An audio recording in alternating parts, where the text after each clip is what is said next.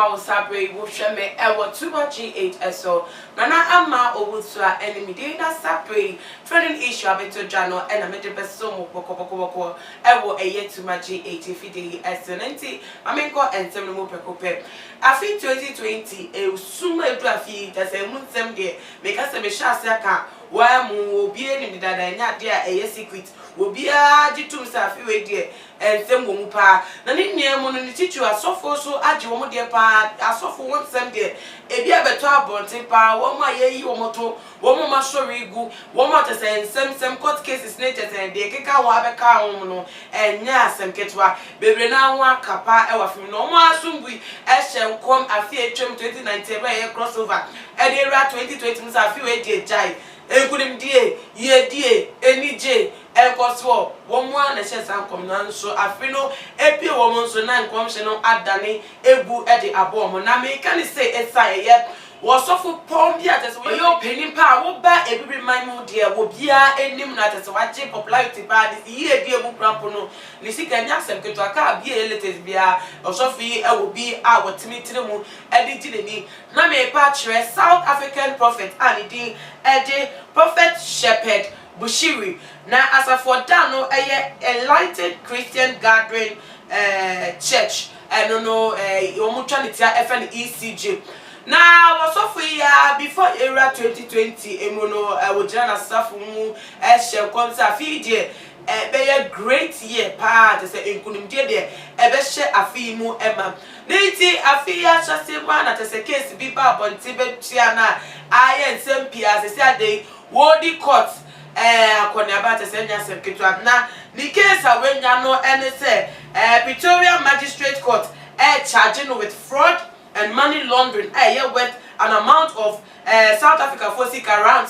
102 million. I don't know any sika ketwa kra. I don't know what musu to say. Was offering businesses or one of ye sika femu art say any mrakwan so I don't know. Say sika ni ati chama te sika na ebasa no and a woman e dey e bonus bo. Na wa she ase a wo court say for the past 2 weeks no wait be aqua court on 2 occasions for 2 charges na dey abono no wo koyi e won ano na ni emu no one more de asem no eba court prosecutors wo my madwen say one mpere da say osofo no ye be ma ni bill say obetimi akofia kunya na wo tot say say odampe mo sori anu asori no na nam na say ni sika o enjoy da bi one say one more de mo pese ye fa no enter cells mo na ye ndi asem no na tentene eye adwuma bia ansa na say ya bunifa no no de no fa na say bebi o de be fa bia no de fa na say nya sa dia and one China India assembly and Tenutino or Sofopano, they didn't know Akoto police cells, was South Africa, you crow I did Pretoria, now, just a news better bunting, a court case near Kukoso, and it just a cells are police for, and it was of Penny Shepherd, and then the year Akoto and sorry man to Donna asked to get as and then, dear Kwa, and then Tina be remaining quiet. Some who say was so for be. Koso ye die e nafa se wo otumpo na te se enibra bem all of a sudden na person won circulate mu for me stories e be hwe na se ate se won timi ensoro nya na so bem ya brochi memu e no sofo fita ediye e no sa ya so de go bi no be complain fa nche kra se wo ye bibi wo chi na se wo ye bia se fata na so bibi ma hanko ade wo yo sofo na utimi di ye na utimi riding in the best cars na wo fia kese na utimu na wo ye nyema wo businesses na tese wo to dia na no big parliament ye de hu ni se so for de e se da no na wo sre na wo di asore man de ba no we le bi na de se wo no mo fa bi ma ye de na wo de utimi de ho enye bi echeche nti wo hu ni se sa eti e na wo mo gira so a wo mo e de twetwe so for ne sa because so for de e ko obi a wo de no so ate sampa wo de no ho nti wo ko court case in the first year no a lawyer for de na chi no esrinko jai na se sika wo fie was so good di na chi a lawyer for akese titru a o ma ben e wo mremu na so ni emu no se prosecutors so ni abra wo mo charge no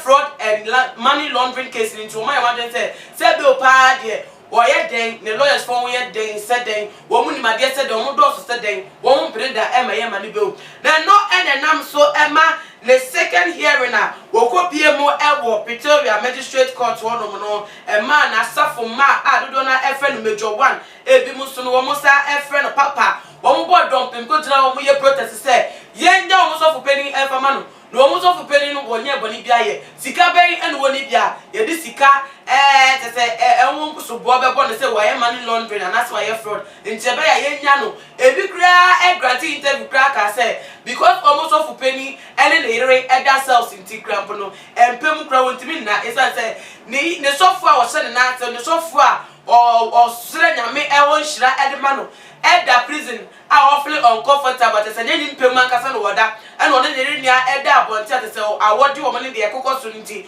wono emu eden e no tumi nya kokudro eda nim pem nti ono so bra ye wo mo first year no ekoso no mo koda cells no ono so eda afom se na be ya obe kire say ne sofo no tanechi odo no na bibia mu no wo tanechi gina nechi dendende na utumu sa asafo ma no edo wo sofo na dodo na ejire mu auto wo ye protest say ye case e dia to sofo no so no ewu hia na ewu ko ya ko fa case dia esi fi bia etwemu gofo board drompem e wo stadium Pretoria City wo ba wo ye crossover just stampede CM enunti enam so mani pa miensa etimi hwe wo nkwa mu 17 etu prepare no pesa mo fa mboni case said abi wo sofo wo hwe ma asore o ma wasafo matimi ba so anu mbuso na eda ne ntokwa na just stampede ne esi de na ebe ya na just boni wo mtine no pesa mo fa charge na no so got no trans samson when he said abi enya ne form so enya ne force ono de sorry ene wo ye wan kase wo bia amra ho me dompem won no mo de choices eri fi o mu fie eri ba ho be dom ebe just ebe bo dompem e wo honum te be ya case na ne prosecutors no for no edi agina so say ye fan kan charges no de ye monto program na enka ensem no bi na ne nia mu no de I have to say court hearing no edaswa court so akọ second year court hearing I know na nam so man it is an sorry man do na akọ protest edi etia se be ayenya no wontumi entre fie na se court hearing na hu hia se onko so kra there see e dey ato no so no e popular there wontumi entum kwan ko bebia obetena nti o man kwan no ntani fie no mfiri fie no lere wo mutumi fie o mu fie entimi ma court hearing ni bi na yenya se ye do mo ato here cells no na ebusuafo afi we there asofo omo medu mo adanse afi we there o mehunya mapa na me sure say ebi mu de ebetinti mo metime gina die wo mo do nyame e wo dokra mu no e wo metime gina yesa se mo be hu say social de eduma mafato mo so na e do mehu bi social de bebo pa so tina de social be no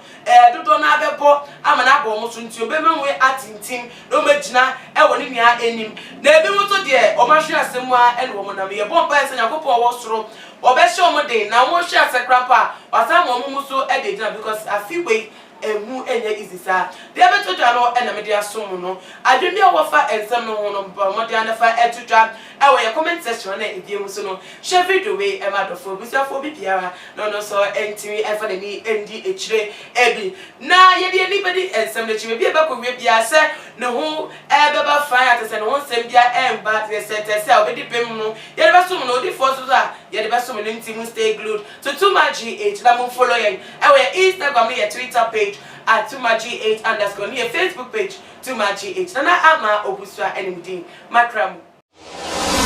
Too much GH. We did akose Japan. E brepi am bese me TV me hwe Too much GH. Omo de mufo. Hey, omo sports and as entertainment. Hey, omo de mufo. Mo ko so show mo. No ni beji de bia. Me da ma say love you. The major prophet kum chacha.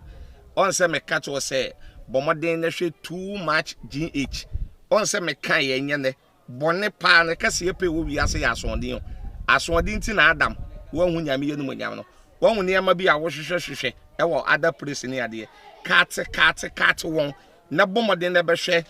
Too much GH be hwe na subscribe bomode o be hwe pe na wa ye subscribe o subscribe na subscribe na o subscribe a na ubenya ne ma pe a wo pe ne ma papa a wo pe ahwe nyame hira na ura